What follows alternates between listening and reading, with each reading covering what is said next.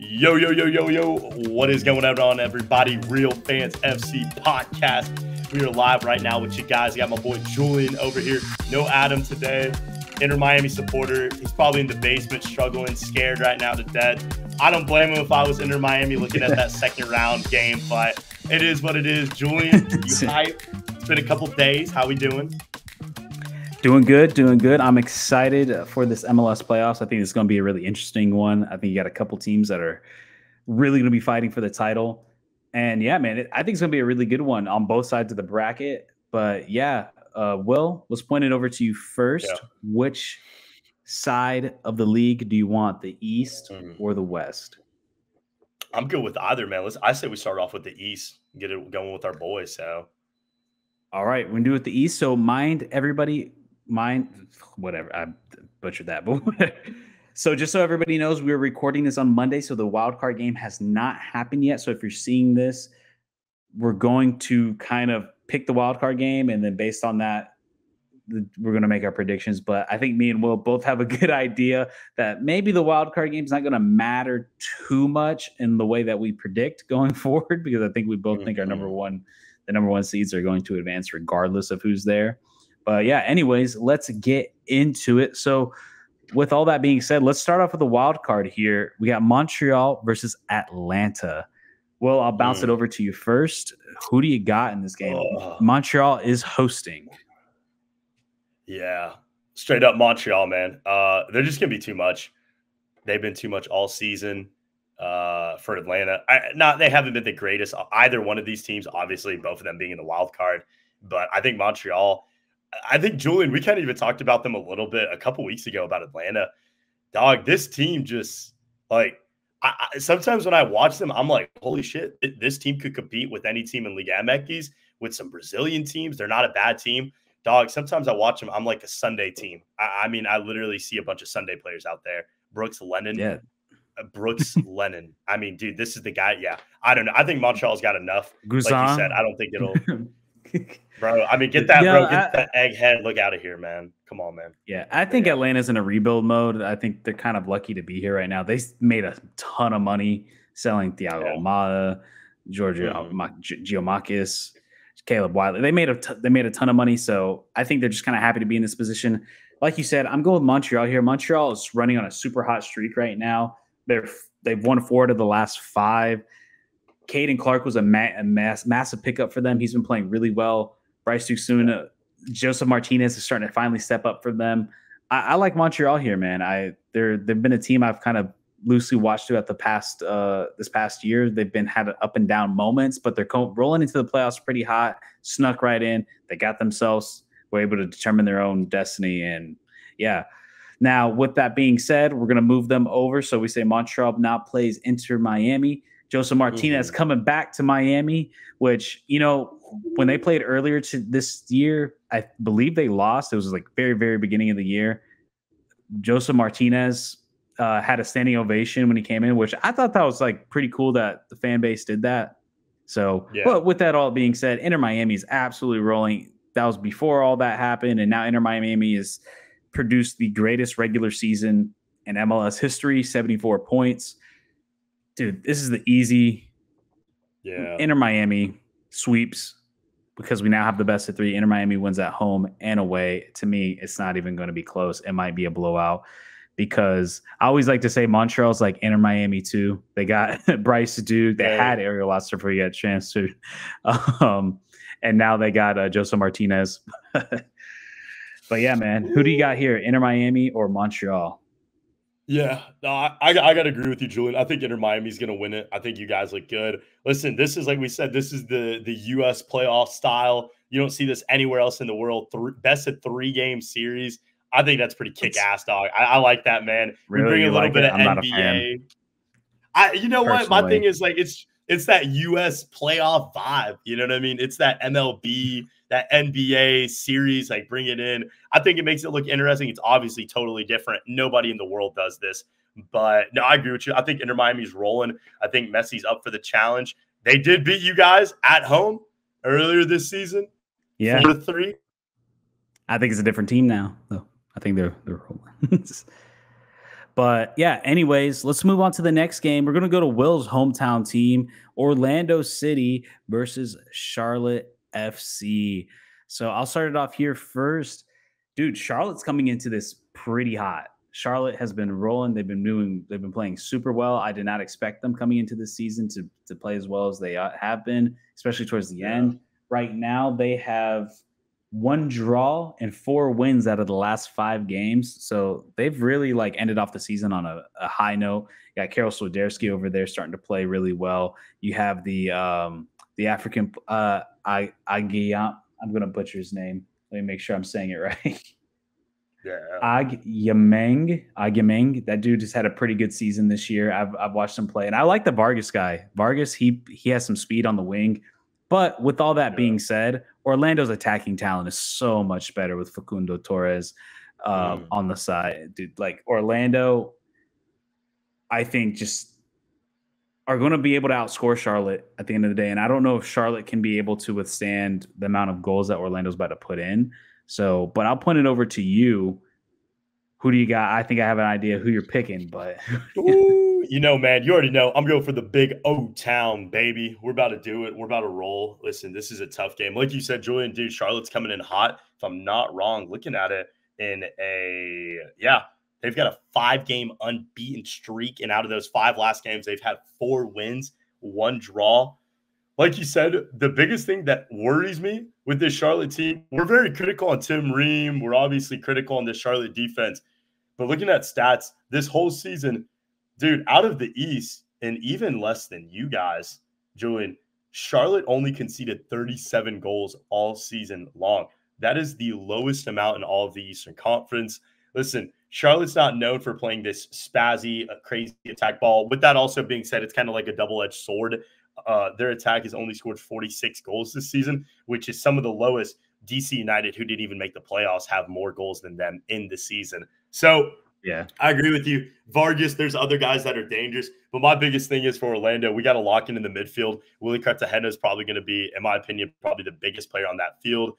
Obviously, Facundo Torres, guys like that, like you were saying. So, Ramiro we'll see how Enrique, Orlando. he's really turned up for them towards the second half of the season. He's done very well. Martin Ojeda. I like that front four. I really like that front four Orlando. I think they're just Facundo Torres is a baller, dude. And I'm a Miami fan. And I gotta admit, that dude, he's good. He's really good. He's not gonna last much longer. He's gonna leave soon. So we got to enjoy him right now. I just feel like Orlando at any time can run up the score. And I've liked them down the stretch. I just don't know. I don't know what Charlotte we're going to get. And also, too, having the home field advantage, I just like Orlando here, personally. Yeah, I agree. All right. So let's go to the next game. We got FC Cincinnati versus New York City FC. I'll point it over to you first, Will. Who do you got? I'm not going to kiss ass. Not going to say that Alonso Martinez has been that guy. But, dog, if I had to pick an upset in the round one, and it's kind of an upset, obviously, if you want to look at it in that way, it's a 6-3 matchup. So it's a little bit interesting in that regard. But, dude, I personally think NYC, I think they can go band for band with Cincinnati. Listen, I get FC Cincinnati has the home field advantage, but we've seen, and we saw it in CONCACAF Champions Cup, even in Leagues Cup as well, when Cincinnati was playing Monterrey.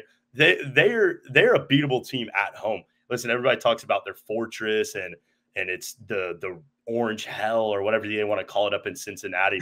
But dog, I mean, dude, I don't know what the hell they call it, but dog, just to be blunt, this team is beatable. And I personally think NYCFC, they possess the talent. Obviously, losing the Brazilian, you got to help me out a little bit, Julian Thiago, if I'm not wrong, something like that. Martin. Cincinnati? No. NYC. He went to Corinthians halfway through the season, the Brazilian. Tall guy. Yeah, I know you're talking about. Thales Magno, but he's been a little disappointing for them. I think that's why they just felt like they need to get rid of him. But I mean, for me, surprisingly, I thought we were going to differ here, but I'm kind of with you here. I have a feeling that New York City can actually pull off the upset. Because I don't want to pick straight favorites in this first round. I want to make it a little bit more spicier and like kind of what you said, man. New York City's attack is wrong. Alonso Martinez, the second half, like 2/3 of this. season has just been an absolute roll. As you guys know, I'm a Costa Rican fan, so I've been following him. I mean, 17, I believe he has 17 or 15 goals and 17 starts, and then he's played in about 22 games or something like that. The dude has been at like a man possessed. And then you have Santi Rodriguez and Maxi Morales, who are both creators and chance creators in their own right and can score, especially Santi Rodriguez. He's been very well. But New York's problem is not being able to keep a clean sheet. I'm looking right now. They have not had a clean sheet in the last 13 matches. And this is a Cincinnati team with potentially the MVP contender in Lucho Acosta. But like you said, while he is incredible, I think he has helped carry this team offensively because I think Kubo is a solid player, but he's not. He doesn't have that same attacking talent like they did when they had Brenner and Brandon Vasquez. Because not having like an elite striker, I think is really hurting them, and that's why I think because of that, I like New York City here. I think they're going to sneak one away. And the thing with New York City, they score quick and early. Like Alonso Martinez is scoring like within the first 10 minutes multiple times. If I have a feeling that New York's going to be able to get a quick one on them and be able to hold out that game, and I believe they're going to win at home. So I like New York City here. I know we're probably going to get hate from the Cincinnati fans, but I want to pick an upset, and this is the one that, to me, has written all over it.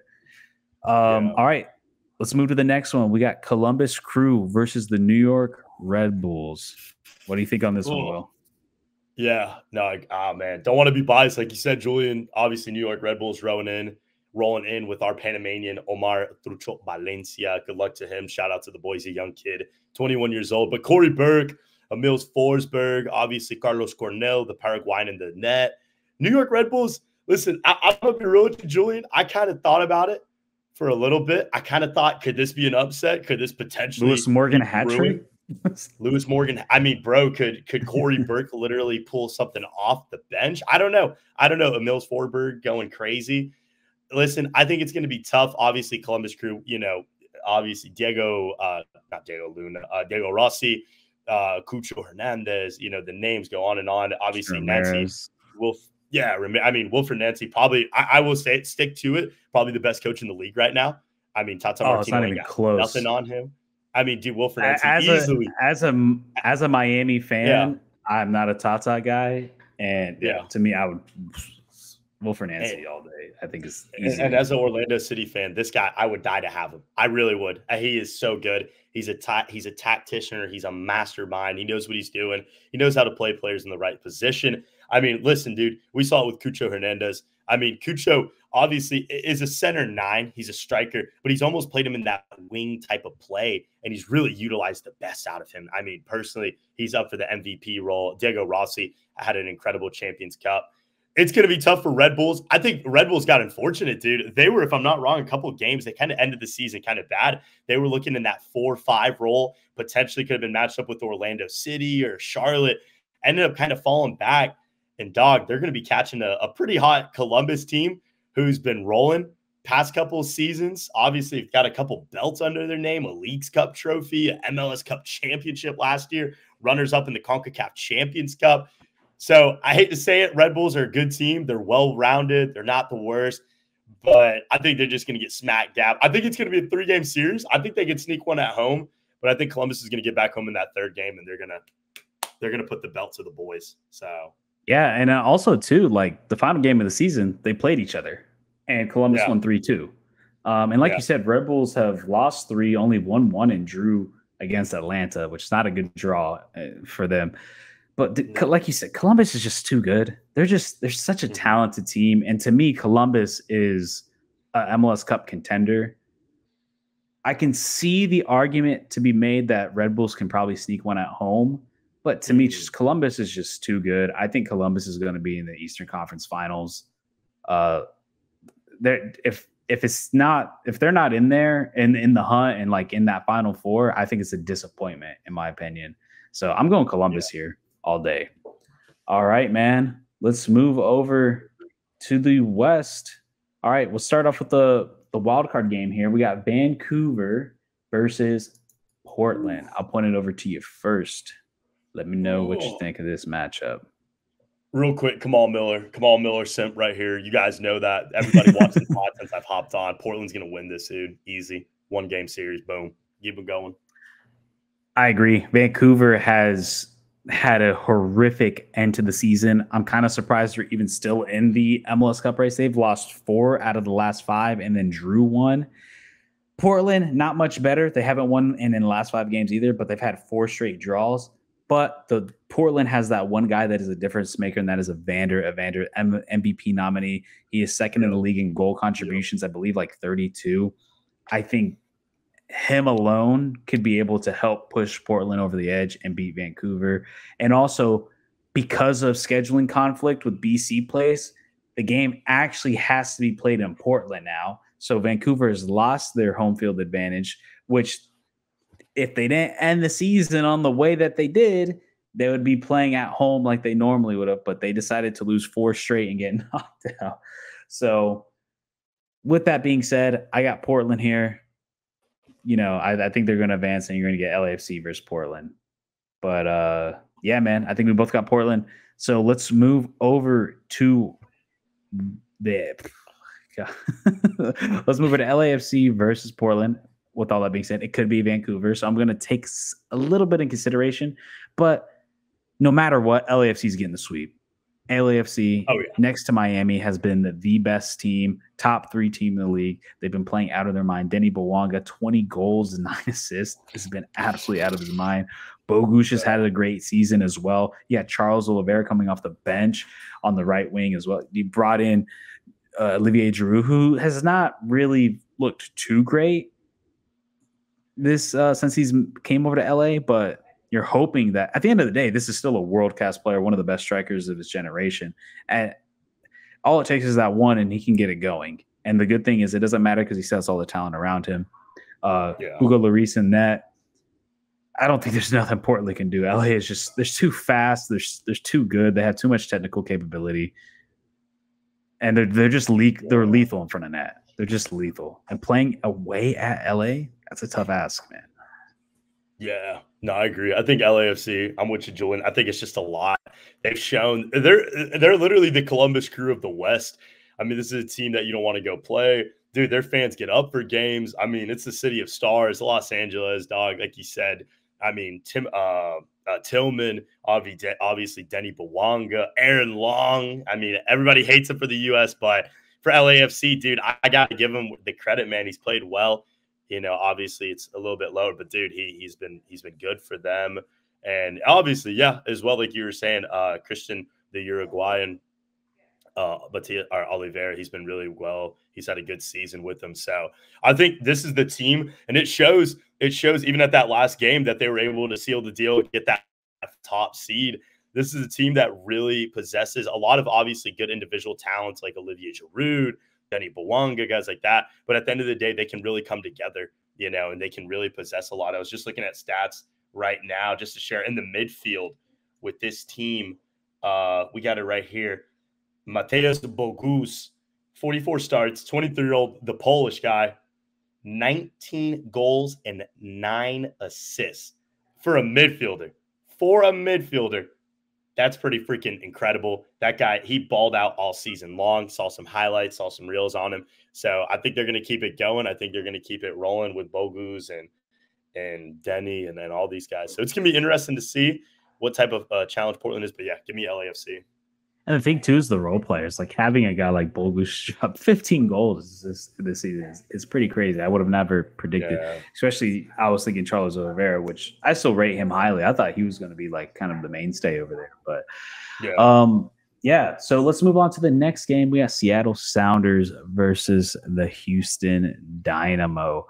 So this one, man. Coming into this episode, I've been struggling figuring out who I'm going to pick. I've been really struggling, so I'm gonna point it over to you first. I'm wondering if you have a good idea who. I know you have a team that you're rooting for in your heart, but who do you got here?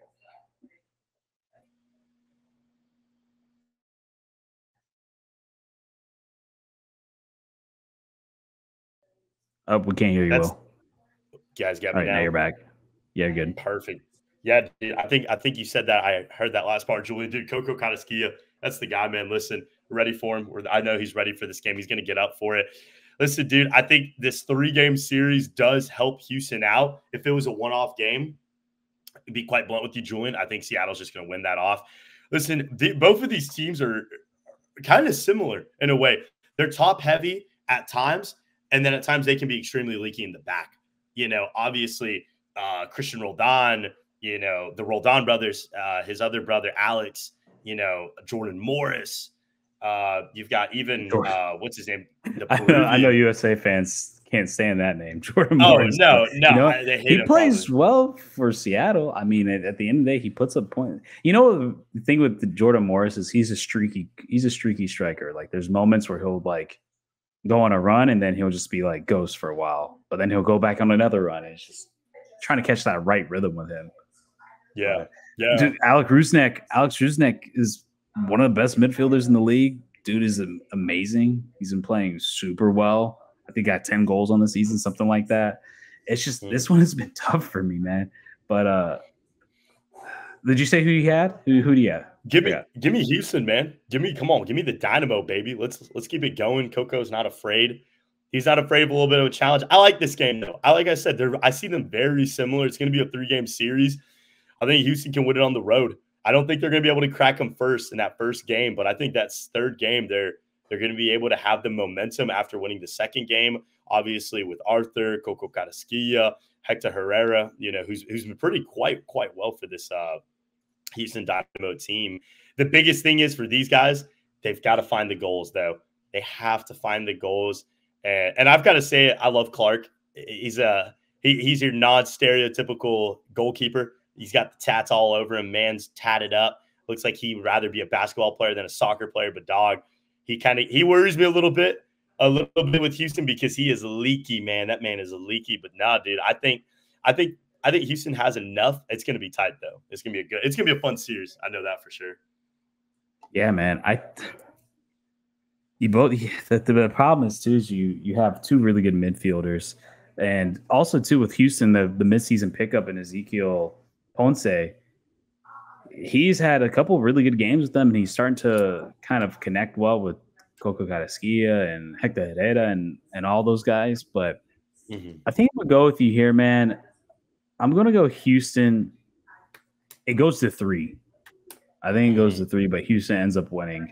It's going to be a super close one. I wish there's aggregate, but yeah, I'm going to go Houston here. That's going to be my other upset, which do you even want to, I mean, technically it's an upset, but yeah. Man, this series can go either way. And like I said, I think it's going 3. So anyways, I think these final 2 are going to be a little simpler. I got RSL versus Minnesota.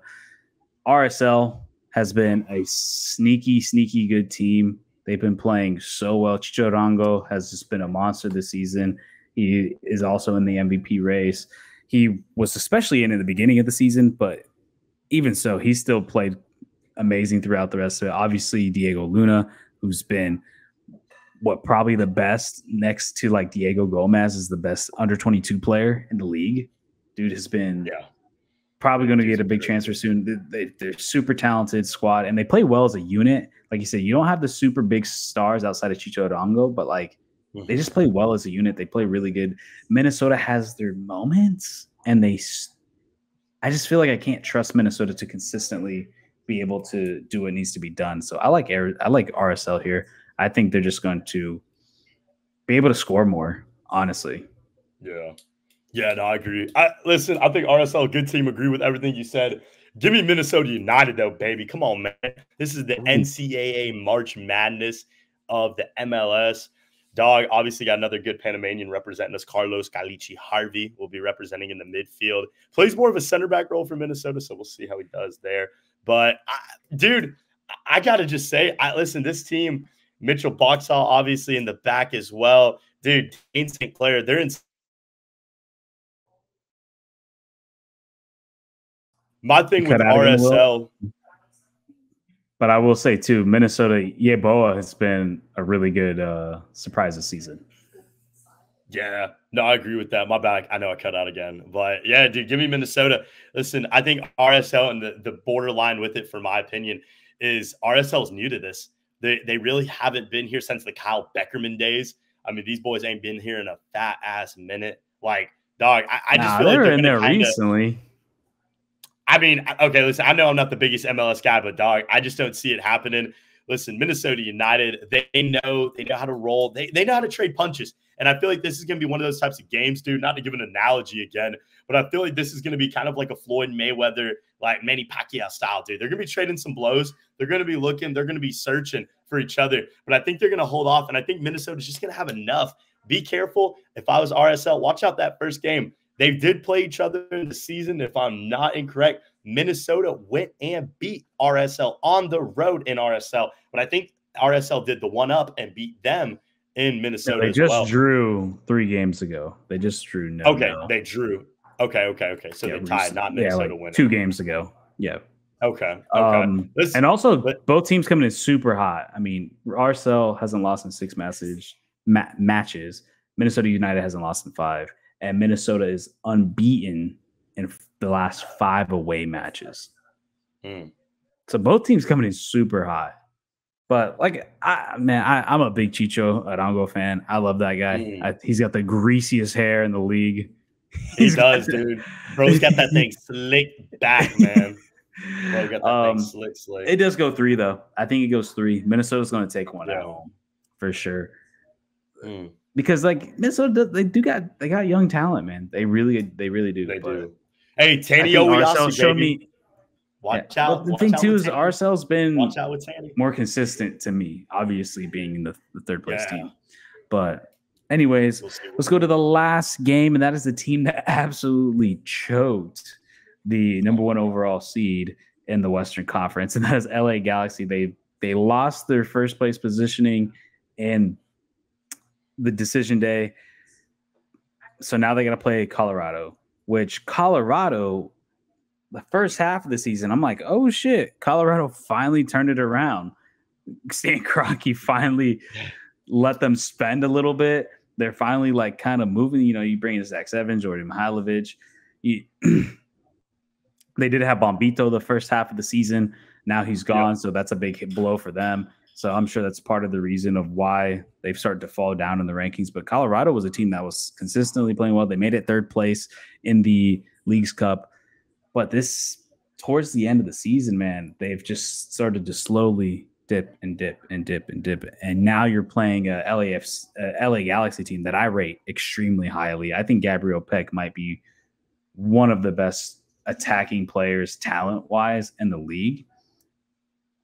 I think we could potentially see more stats from him next year because that guy, he just has this speed and this talent that is unreal. You can tell this guy why they rated him so high in Brazil, why he costs so much money to go to LA. Paintsil has been another speed. This team is just fast, dude. This team is so fast. And then obviously Ricky Puig, he's has consistently some of the most touches in the entire league. This guy basically runs through Ricky Puig. If he's not playing and he's not playing well, this team will tend to struggle. But the thing is, he's been consistently healthy. He's been there. And being able to have these 2 lightning fast wingers to go push in front of him has helped them so much. And then obviously Joveljic has been having a great season. I know there was a lot of talk of LA trying to get a DP striker, but this man has taken that role. He's like, you're not taking that from me. Let me see how many goals Joveljic has on him because it's definitely up there. If I can find it, 15 goals, 4 assists. Dude has been amazing. And then obviously we cannot forget the Dortmund legend himself, Marco Reus. This team to me is just so stacked. Like I said, I thought going into the season, I'm like, I don't know what Joveljic we're going to get. I feel like LA is going to get a DP striker in the summer, but this guy's like I said, he's like, no, this is my position. You're not taking it from me. Let me name off the fucking stats right now for that front 4. Yeah. Ricky Puig, 9 assists, 13 goals. Gabriel Peck, 16 goals, 12 assists. Joveljic, 15 goals, 4 assists. Paintsil, 10 goals, 7 assists. These guys are just scoring machines. And now it's Seattle, it's Colorado not having Bombito, not having a solidity in that back line right now. Zach Steffen's going to be in for a treat, dude. And look, they just played each other 2 weeks ago. LA dropped 3 on them. Minnesota dropped 3 on them. Seattle only got 1 on them. And then Austin, which isn't a very good team, dropped 3 on them. Golly, dog. I think it's going to happen again. I think LA is going to drop another 3 or 4 on it. It might be pretty bad. So I think LA sweeps here. And LA unbeaten in the last 7 home games. Yeah, it's not. It's going to be a long, long road for the boys at Colorado, man. I agree with you, Julian, dude. I don't think Colorado's got what it takes. Obviously, losing that Great Wall of the North, of the Great White North in Canada, Moises Bombito. I mean, arguably, like we said in our last podcast, probably the best CB in all of CONCACAF at this moment. Sucks, dog. Listen, dude, Zach Steffen, Jordy Mihalovic, some boys are going to have their work cut out for him, dude. If I'm not wrong, one of their center backs, bro, he's got like the coolest hair in all of the MLS at Colorado. Oh, yeah. Abubakar. Yeah, Abubakar. And he's from, if I'm not wrong, Trinidad, I want to say. Dog, this dude, even against fucking French Guyana, he looks ass, Ghana. bro. Like, from Ghana. It's from Ghana. It's from Ghana. Okay, I'm tripping. All right, you're thinking of the other guy. I know who you're thinking of. You know who I'm thinking of. But, okay, I think I know. All right, I'm getting it confused. Anyways, I've seen Abubakar. Not the best. Not the best, man. I love him. Just not that guy. But, dude, 4 straight L's to end out the season. And like you just said, Austin being one of them and putting up 3 on them. Dog, this defense, they're not only leaky, they're criminal. They're criminal, man. I mean, these guys, you really don't know what type of team you're going to get. I think that's the thing about it. LA Galaxy, I'm with you. Unlike on the Eastern Conference where the New York Red Bulls were the 7 seed against the 2 seed Columbus, I see this matchup just straight off the gun. I really don't see Colorado putting up the biggest battle. I feel like maybe that first game they're going to try. They're going to fight. They're going to push. We saw them. I mean, we saw what they could do in Leagues Cup against Club America and teams like that. But this is MLS Cup. I really feel like the boys at Colorado, this might just be me personally, but I kind of feel like they're just ready to end the season out. I think they're just ready to kind of flow with it. So, I mean, that'd be a terrible mindset going into the game. But their one hope is if they can pull up a shootout with Jordy Mihalovic and Navarro, who also a DP signing for them. Another person they brought in that because we all know Colorado historically never brings in anything. They never spend any money. So it looks like the people that they have brought in has been pretty beneficial. Navarro's been one of those guys as a staple, especially putting Jordy Mihalovic behind him. You need that 9-10 combo. But I don't think it's going to be enough for against LA. LA just has too much. And like we've talked about at length now, is that Colorado defense it's rough. It's really, really rough. But with all that being said, that is round 1 predictions of the MLS playoffs. We're going to be back for the semifinals and break those down and see who's correct. I do want to do something real quick, Will, before now that everything is started. You got one team. They're going to win it all. What team is it going to be? And we'll come back to this and see if we're right. Yeah. Dang, dude, we're calling it on the spot, man. On the spot. All right, how about this? Give me a Western Conference, an Eastern Conference. Give me the final, and then who's winning the final? Who's winning the final? Give me, dude. Obviously, I can't. I want to pick them. It's blood. It's my family, bro. It's that life. It's Orlando City, but I can't. I just can't do it, dude. Give me Inter Miami. I think a lot of pressure, a lot of dignity, a lot is on the stake for you guys. I think you guys will make the final. I think you guys have what it takes. You're not just a one-off team, or you're not the Los Angeles Dodgers. Granted, they are making the World Series this year around, but in years past have always been known for just kicking ass. You guys are not like them. I think you guys have what it takes.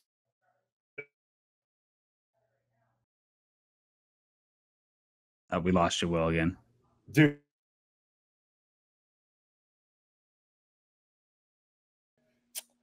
I'm gonna shock you a little bit, Julian. I'm gonna shock you a little bit, man. All right. Give me Houston Dynamo. Give me Houston Dynamo, man. Houston Dynamo versus Inter Miami. Hey, a U.S. Open Cup final rematch. Dude, it's destined to happen. I think, honestly, that would be spectacular. I think that'd be incredible. I think it can happen. but Inter Miami's winning it. I still got them on paper. So for my Eastern Conference pick, and I'm trying to be as unbiased as possible. And for all the new viewers out there, I am not have been a Miami fan since Messi. I've been a Miami fan since before the team was even here. I remember pushing and hoping for the team to come to Miami. So don't come at me with that bullshit. So I was here during the rough years, that where we were struggling. Gonzalo Higuain. Yeah. Oh, so tough years. Yeah. I'm going to say that Miami makes it. Columbus, they're going to face off in the semifinal. But it's just, I think Miami has proven over the last couple matches up, especially the last matchup to seal the supporter shield. Yeah. Miami is just rolling too hot. They're just too good right now. And these guys have like turned back the clock, and you're starting to see a level of football IQ that we just haven't seen in the MLS. Like, they're just playing a different sport right now. And as somebody, I've been talking to people who don't watch soccer, or I should take this back, that don't watch, well, actually both, don't watch soccer and don't watch MLS, but they watch Miami play, and then they watch other MLS games. There's a stark difference, especially in this last like few matches.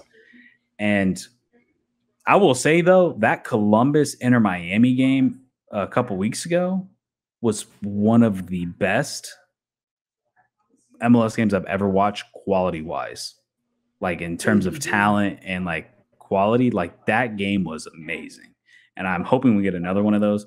But I think there's just too much experience. I mean, all these guys have won some of the biggest things in the world. I think they're just going to get it done. They're going to get the double with the Supporter Shield and the MLS Cup. Now, as for the Western Conference, I'm stuck between two teams. I have LA Galaxy and LAFC. I'm going to go with LAFC here because I think LAFC has more defensive stability. Like you said, Aaron Long has been pretty solid for them. You have a world-class goalkeeper and Hugo Lloris. I think LA is a little bit more of a complete team than the LA Galaxy. So with that being said, I think you're going to get an LA Miami final. I know that's not super shocking, but I think the top of both of these conferences, there's a pretty big difference, I will say. It's not like previous years where you have a hard time because everything seems a little bit more balanced, a little bit more even. I think for something about this past year in MLS, the top of the West and the top of the East just seem to be drastically better than the bottom of the East and the West. And so I just think those two teams are going to meet. But yeah, with that being said, that makes it a Miami MLS Cup final, and they'll be playing at home because of the Supporter Shield winners. I think Miami gets it done, man. I think they do and beats LAFC just because of that simple fact that you're playing at home, and Miami is very, very good at home. I don't know what their home record is, but I know it's pretty damn good considering that they've only lost 4 games this year. So, that's our MLS predictions. Like I said, that's round 1. We're going to be back for this conference semifinals to go over those games. And we'll catch you guys in the next one. If you guys haven't done so already, please like and subscribe to the video. And peace out, everybody.